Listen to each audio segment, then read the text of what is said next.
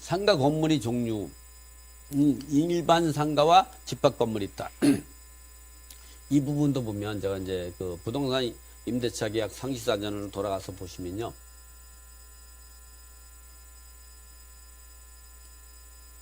이제 상가 건물의 종류가 있죠.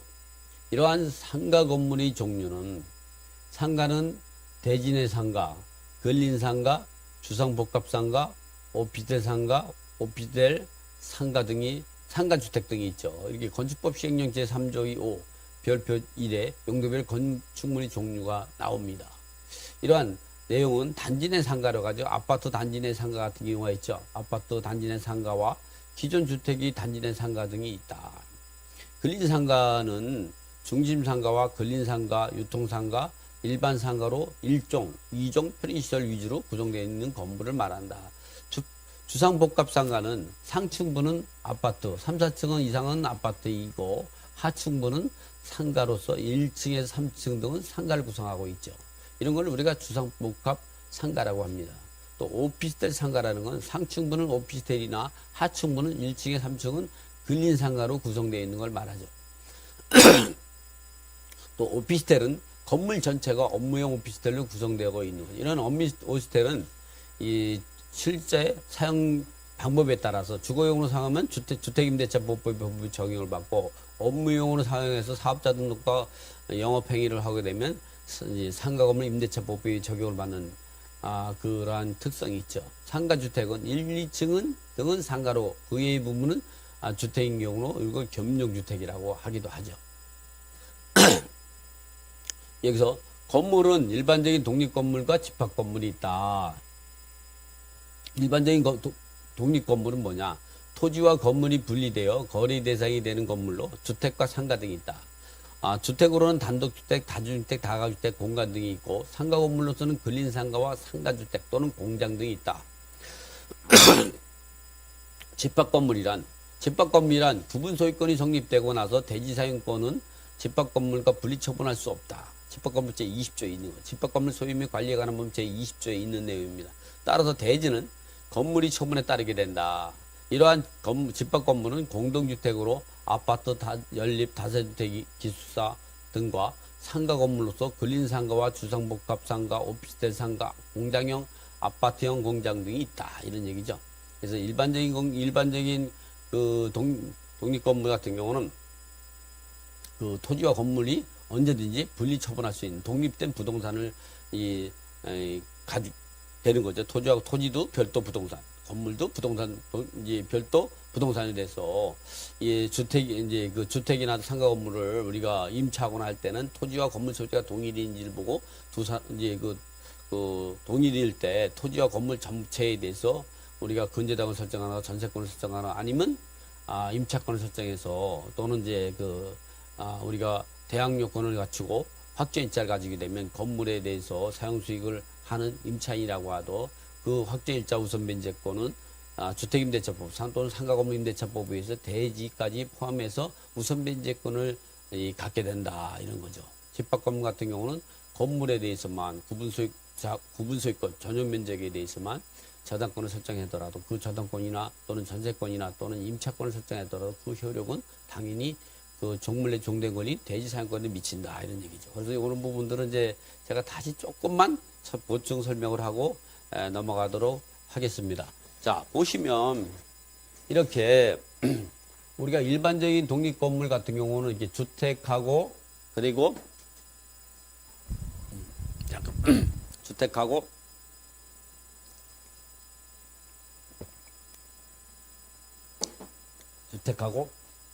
상가하고 공장, 기타 건물로 있어가지고 이런 것들은 언제든지 토지와 건물이 독립된 부동산이죠. 그래서 이런 경우를 임대차 계약 쓸 때는 반드시 토지와 건물 소재가 동일인지를 보고 여기다가 근저당을 설정한다 그러면 주택이나 상가에 근저당을 설정한다면 돈을 대출해준다 할 때는 반드시 토지와 건물 전체에 대해서 근저당을 설정해야만이 이 주택이나 상가에서 전체에 대해서 우리가 그 효력을 미치게 되는 거죠.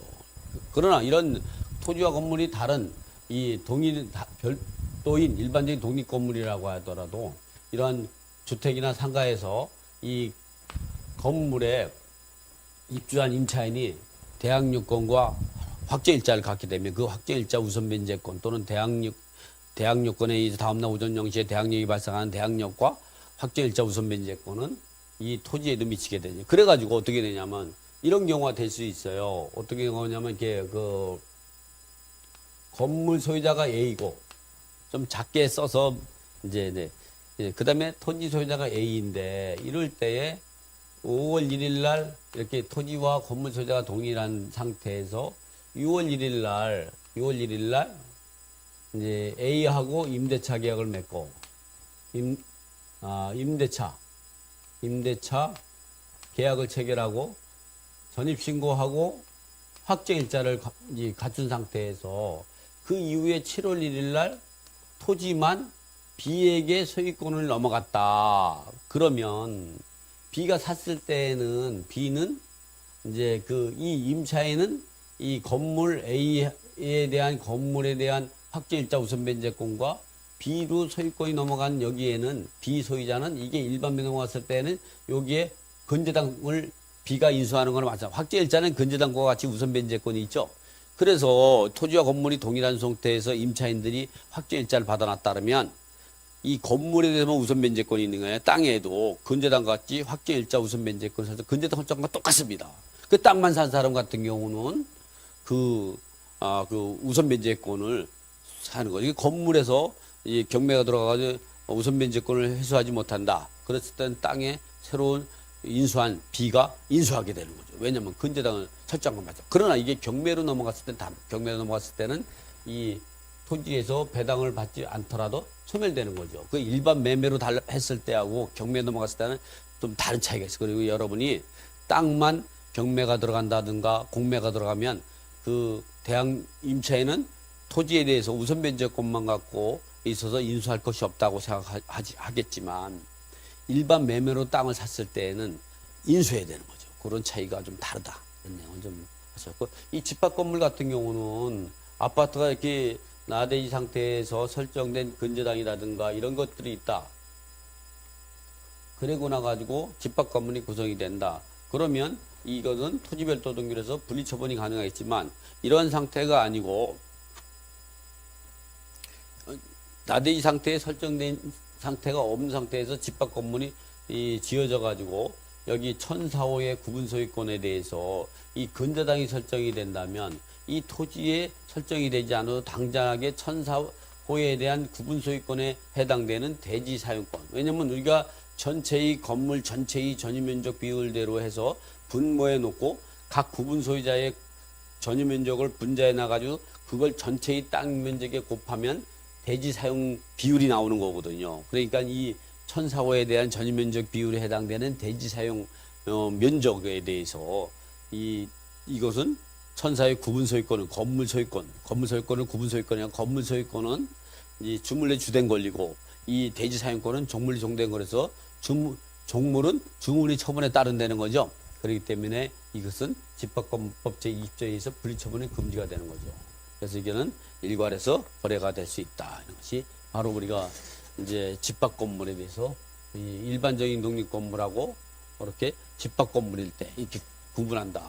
이제 전체로 봤을 때는 우리가 그 일반적인 독립 건물하고 집합 건물 같은 경우를 볼 때 우리가 그것이 뭐 주택일 때나 상가일 때나 마찬가지입니다. 그래가지고 우리가 일반적인 독립 건물 같은 경우는 언제든지 그 토지와 건물이 분리될 수 있고 그럴 때 유의할 점은 토지와 건물 소유자가 동일인가를 봐서 동일이라 할 때는 이 전체를 건재당을 설정해야만이 건재당의 우선변제권이 토지와 건물 전체의 우선변제권을 갖게 된다. 또 이게 임대차 계약에서도 토지와 건물 소유자가 동일인지를 봐서 동일이라면